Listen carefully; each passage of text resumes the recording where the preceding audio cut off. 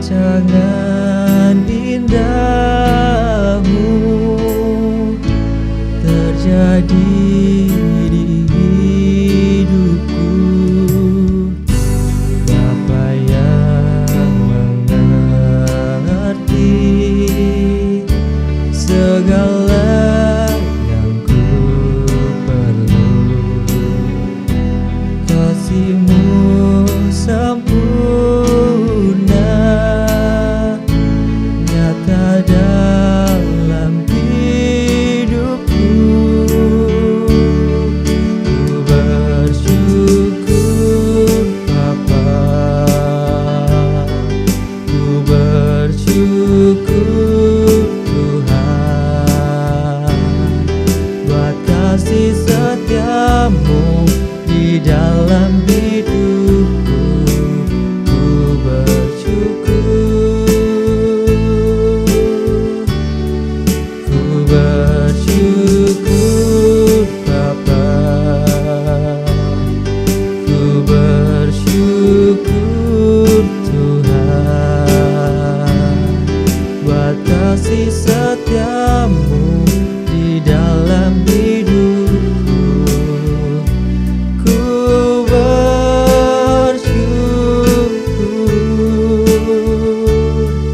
ku bersyukur, ku bersyukur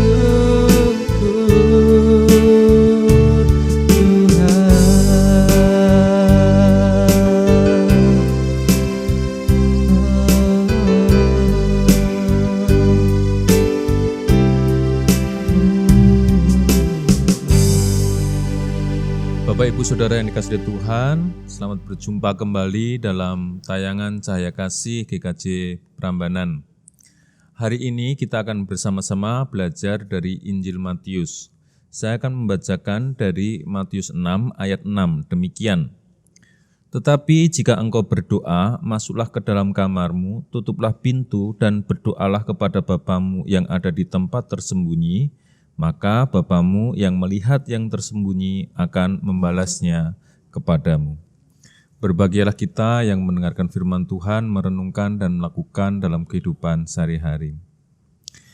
Saudara-saudara yang dikasihi Tuhan, kehidupan beragama tidak lepas dari kehidupan doa, atau beragama tidak lepas dari berdoa.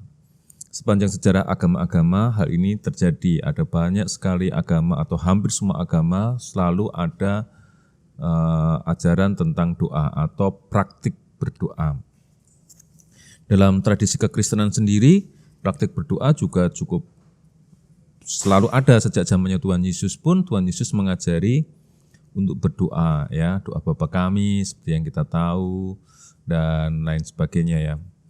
Nah, pada bagian ini dalam Matius 6 ini kita belajar tentang sikap berdoa, ya, bagaimana orang berdoa diminta oleh Tuhan Yesus Kristus masuk ke kamar, tutup pintu, berdoa. Jadi berdoa dalam keheningan, kesunyian, ya, karena Bapa yang di surga melihat yang tersembunyi dan Bapa yang di surga itu akan membalas kepadamu. Jadi ajaran berdoa yang diajarkan Tuhan Yesus Kristus ini tidak lepas dari konteks pada waktu itu, karena pada waktu itu orang berdoa, orang-orang Yahudi itu terutama berdoa itu tidak dalam rangka berrelasi dengan Tuhan, tetapi dalam rangka pamer, ya, berdoa di perempatan, berdoa di jalan-jalan, ya, untuk menunjukkan kesalehan mereka. Dan bagi Tuhan Yesus itu bukan praktik berdoa yang tepat, karena praktik berdoa itu sebenarnya hanya pamer kesalehan saja, ya, jadi gengsi keagamaan saja, ya, berpakaian jubah putih-putih gitu, ya, dilihat orang sok saleh gitu, ya, padahal perilakunya tidak baik, ya. Nah, Tuhan Yesus mengajari berdoa itu justru adalah memang perjumpaan manusia dengan Tuhan, perjumpaan di tempat tersembunyi, ya, dan Bapa akan melihat yang tersembunyi dan akan membalasnya. Jadi memang yang diajarkan Tuhan itu berdoa dalam relasi pribadi antar manusia dengan Tuhan. Nah, dalam gereja kita juga mengenal beberapa model berdoa kan, ada berdoa syafaat, doa Bapa Kami, doa Bidstone ya, permohonan-permohonan tertentu, dan juga mungkin doa syukur ya yang kita sering lakukan juga dalam kehidupan bergereja kita. Bahkan ada doa-doa peringatan hari-hari tertentu ya, peringatan Natal, umpamanya Paskah dan sebagainya. Nah, dan ajaran berdoa ini memang penting untuk kita latih dan kita sadari memang inilah nafas orang beriman ya. Doa, beriman tanpa doa ya mati, karena beriman itu dalam relasi kita dengan Tuhan ya. Jadi kita ajakan berdoa ini penting untuk kita semua. Nah, saudara-saudara yang kasih Tuhan, kalau kita mau melihat yang lebih dalam lagi, kita dapat belajar bahwa orang percaya dalam relasi dengan Tuhan ada satu titik pada bacaan kita adalah bahwa dia berdoa di tempat tersembunyi ya, artinya relasi sangat pribadi dengan Tuhan, entah doa bentuknya apa. Hari ini saya ingin mengajak saudara semua untuk menyadari bahwa ketika kita berdoa atau berrelasi dengan Tuhan, mungkin dalam doa permohonan kita yang sering kita lakukan kepada Tuhan, minta A, minta B, minta C, minta lulus, minta istri, minta rumah, minta mobil, mungkin minta apa ya dalam kehidupan kita sehari-hari, atau minta kebaikan dan sebagainya. Sebenarnya di situ kita harus menyadari bahwa apa yang kita mohon kepada Tuhan, kalau dalam pengajaran yang kita sering lihat ya, itu kebutuhanmu atau keinginanmu gitu ya. Seringkali kita mendapatkan pengajaran itu. Jadi kalau meminta itu apa yang menjadi kebutuhan, bukan yang menjadi keinginan gitu ya. Seringkali juga diajarkan semacam itu. Tetapi hari ini saya ingin mengajak Bapak Ibu Saudara untuk memahami tempat tersembunyi pada bacaan ini ya. Jadi kalau ini dilihat secara lugas ya, orang masuk kamar berdoa selesai. Tapi kalau kita mau menafsirkan ini secara lebih alegoris atau dalam bahasa simbolik, kita juga bisa melihat bahwa apa yang dimaksud dalam berdoa pada bagian ini adalah ya kita berdiam atau membebaskan diri dari kehiruk-pikukan ruang rame di otak kita gitu ya. Jadi kalau kita sadari otak kita ini kan ramai sekali ya, kita punya banyak keinginan ya, mungkin hari ini detik ini kita ingin A, tiba-tiba 5 detik berikutnya kita ingin B, 6 detik kemudian kita ingin apa, kita membayangkan A, B, C, D, F, macam-macam ya. Jadi otak kita ini sangat begitu aktif, kadang-kadang tidak terkoordinasi sedemikian rupa sehingga kita memiliki banyak pemikiran pada waktu yang sama gitu. Nah, kita bisa menariknya dalam perkataan ini untuk masuk ke kamar kita gitu. Artinya kita masuk tidak dalam hidup pikuk pikiran kita gitu, tapi kita masuk di dalam kamar kita. Kita masuk dalam ruang kosong dalam diri kita. Kita masuk dalam diri kita yang terbebas dari hiruk pikuknya itu ya. Nah, caranya apa? Caranya dengan menutup ya, dengan menutup pintu hiruk pikuk pikiran kita itu ya. Nah, ini salah satu metode berdoa yang secara teknis memang tidak diajarkan dalam Alkitab, tetapi Tuhan Yesus Kristus sering melakukannya ya. Jadi Tuhan Yesus umpamanya beliau sering sekali pergi ke bukit ya, nyepi berdoa di sana sendiri. Bahkan di Taman Getsemani kita tahu persis Tuhan Yesus berdoa ya, sepi jauh dari murid-muridnya ya.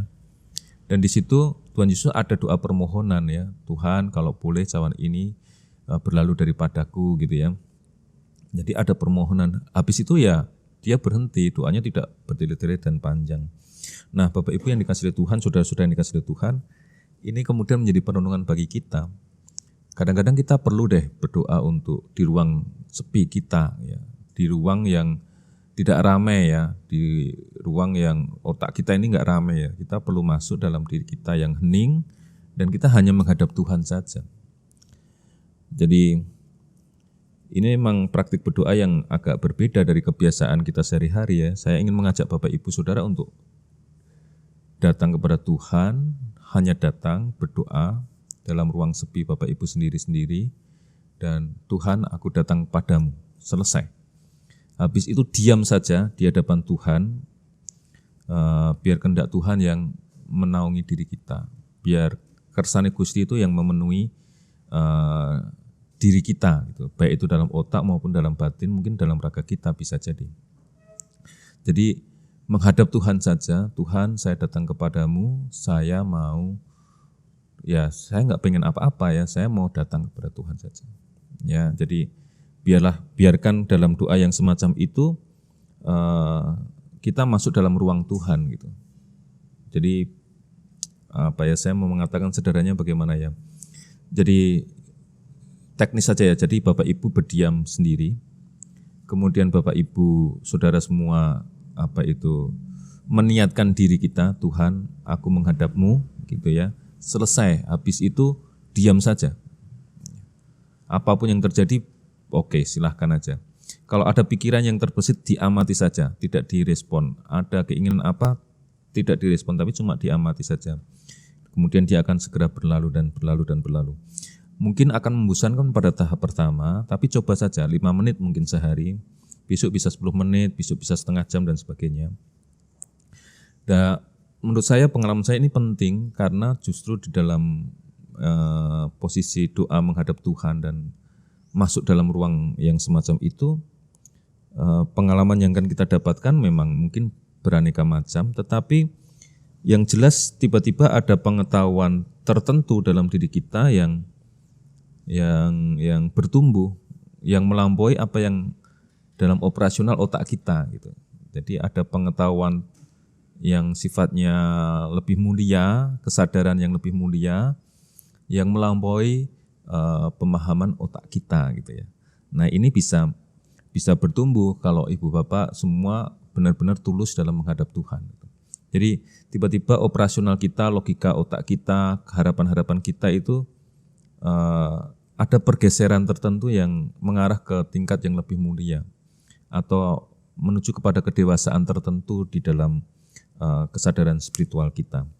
Nah itu menurut saya bimbingan Roh Kudus yang melampaui kemampuan operasional otak kita.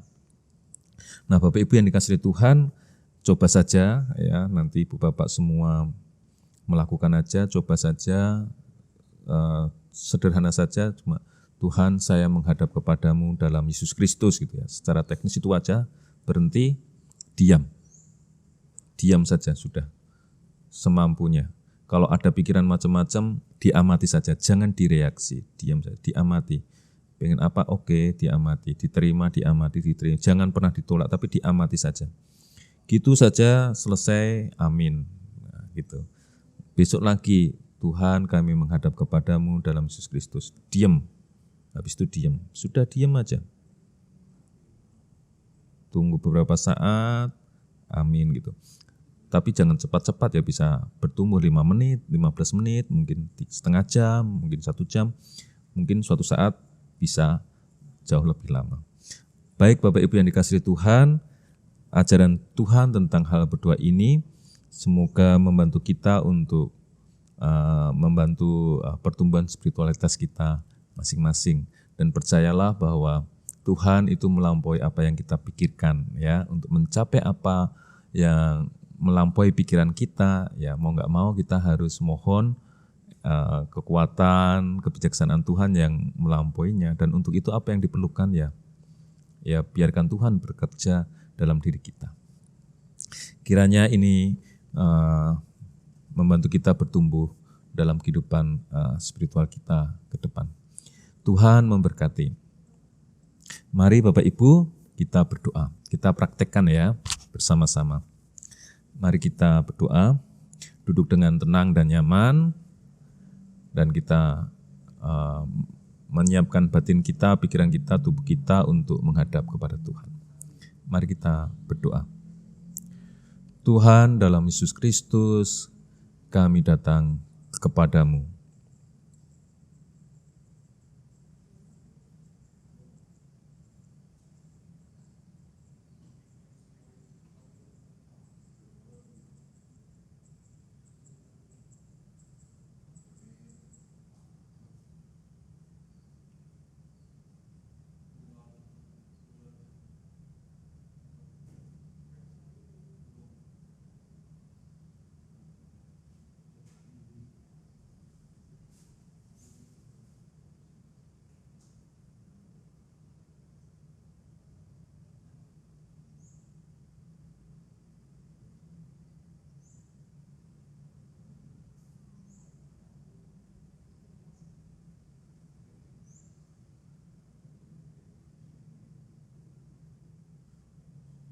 Terima kasih Tuhan.